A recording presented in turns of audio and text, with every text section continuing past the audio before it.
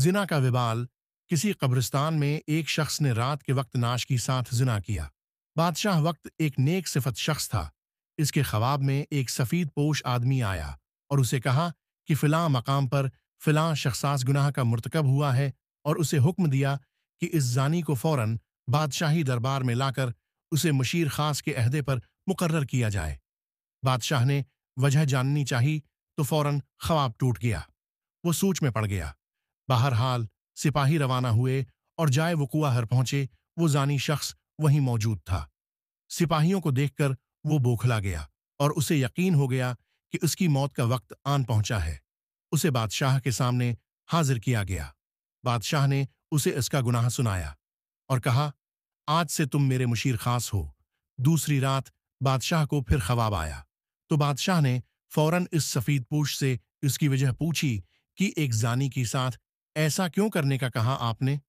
सफीद पूछ ने कहा, अल्लाह को इसका गुनाह सख्त ना पसंद आया, क्योंकि इसकी मौत का वक्त नहीं आया था।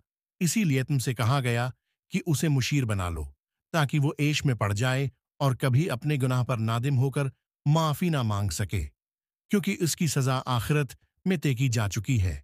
मरते दम तक वो ऐश में गरक रहेगा, बल्कि खुश भी होगा कि जिस गुनाह पर उसे सजा दी जानी चाहिए थी, इस गुनाह पर उसे अली अहदा मिल गया। सो उसे अय्याशी और बार बार मौके मिलना, कुदरत का इसको गमराही में ही डाले रखना मकसद था। अबू उठे, मेरे सिर पे हाथ रखा और कहा, बेटा, जब गुनाहों हर आसानी मिलने लगे तो समझ लेना आखिरत खराब हो गई और तौबा के दरवाजे बंद कर दिए गए तुम पर। मैं सुनकर हैरान रह गया। अपने गरीबा में और आसपास निगाह दौड़ाई। क्या आज ऐसा नहीं है? बार बार गुनाहों का मौका मिलता है हमें, और कितनी आसानी से मिलता है, और कोई पकड़ नहीं होती हमारी।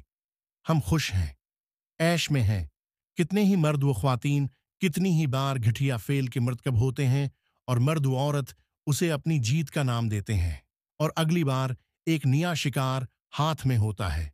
पहली बार गुनाह हर दिल जोर जोर से धड़केगा आपका, दिमाग गैर शूरी सिग्नल देगा, एक टीस उठेगी जहन में, जिस्म लागर होने लगेगा, कांपने लगेगा। ये वो वक्त होगा जिस ईमान झंझोड़ रहा होता है, चला रहा होता है कि दूर हटो, बाज रहो। अल्लाह हम सब का हातमा ईमान पर फरमाए, आमीन।